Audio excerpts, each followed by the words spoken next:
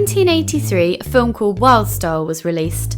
It's considered to be the first ever feature film about the hip-hop scene that was emerging in the USA. It links together and celebrates the music, dance and street art that made up the cornerstones of this cultural movement. MCing, scratching, graffiti and b-boying, or as it's otherwise known, breakdancing. This loosely scripted picture features live performances from many early stars such as Grandmaster Flash and is generally applauded for its authentic take on the New York hip-hop culture. Its success did not go unnoticed, and so it was that in 1984, a surge of films inspired by Wild Style were released to the world, with varying degrees of quality. I'd like to look fresh. We're going to be taking a look at 4 of these films today, which are united by one thing: breakdancing.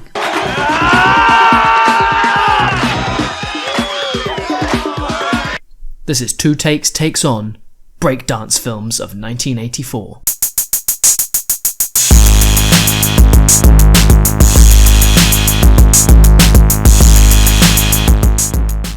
First up we got Breakin, which came out June 4th. While not exactly a good film per se, it's such a powerful punch of feel-good vibes that it bypasses your skepticism and fills you with joy as you cackle with good-natured glee.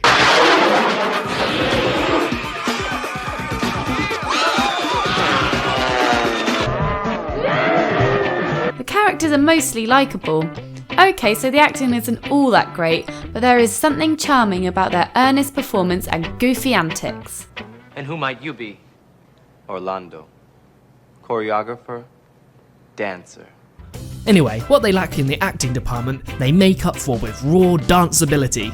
Turbo in particular has got some sweet moves, and while the group dance routines don't exactly have the same ring of authenticity as the ones in Wild Style, they are fabulously entertaining all the same. The story manages to be incredibly simple, but also very slightly confusing at the same time. The characters' motives and feelings jump about sporadically, so it can be hard to keep up. But the film still has an overall flow, and the pacing's good. It never gets boring, and scenes don't outstay their welcome. Each delightfully corny pump-in moment flies by in a blur of denim jackets and neon leg warmers.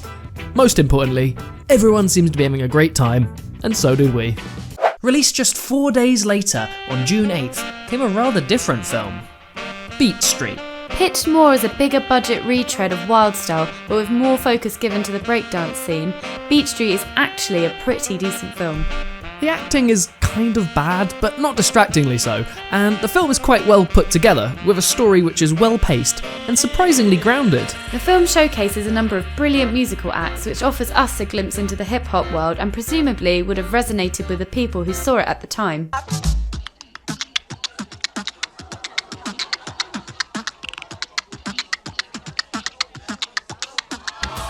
It also gives a plausible context for the dance-offs and dance shows, and the choreography has an authentic feel to it. The moves look improvised and spontaneous, although still very impressive and well captured. We're not going to spoil it, but the film infamously has quite a big twist in it, which actually caught us off guard, and apparently it's been referenced in a number of hip-hop albums ever since. It also contains some pretty good commentary on issues such as police racism, poverty, and the commodification of street culture. If you're going to arrest people for dancing, maybe you're the one who needs some advice. Because there are a lot worse things these kids could be doing than dancing. That I know. Word. What is especially impressive is that these come out of organic character moments and enrich the story rather than slow it down. While not as fun as Breakin and not as real as Wild Style, Beat Street is still a good watch, with great music and awesome dancing.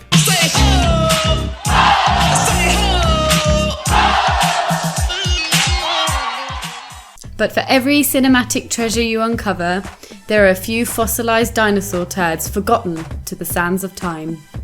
And now we turn your attention to September the 28th and the release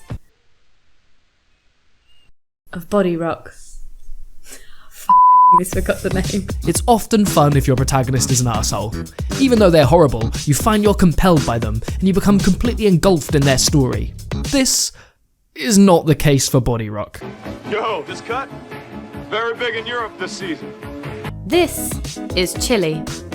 Chili is an unlikable creep. Watch in awe as he basically waltzes around being a bellend. Witness as he screws over his friends, makes a career out of nothing, and treats women like crap. His lack of charisma, lack of empathy, violent behaviour, and mumbling pointless dialogue is shocking, hilarious, and surreal. We were puzzled throughout whether we were supposed to like him or not. Well, to conclude, we didn't. We were not rooting for Chili, we were left feeling saddened and bemused. As for the breakdancing in this film, it's actually pretty dull. Also, Chili can't dance. And as for his rapping, just no words. Taking care of business ain't never gonna stop. Got a million ideas going pop, pop, pop. I'm gonna stuff you like an animal and eat you like a cannibal and make your body pay. What? Everybody here, let me know officially that you came tonight to see the Body Rock Crew. If you did, let me see it right now. Raise your hands up high and shout it out loud and say yeah. No! Everything looks fake and staged, the story is badly told, and the film has the audacity to end with one of those scenes where the music cuts off so the crowd starts spontaneously clapping and singing.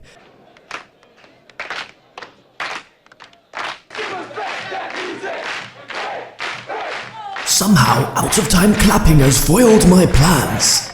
This scene is totally unearned, horribly awkward, and culminates in Chili getting away with being a total dick with no consequences and without growing as a character at all. Have you ever wondered why people sometimes attach the subtitle Electric Boogaloo to unwanted or unnecessary movie sequels?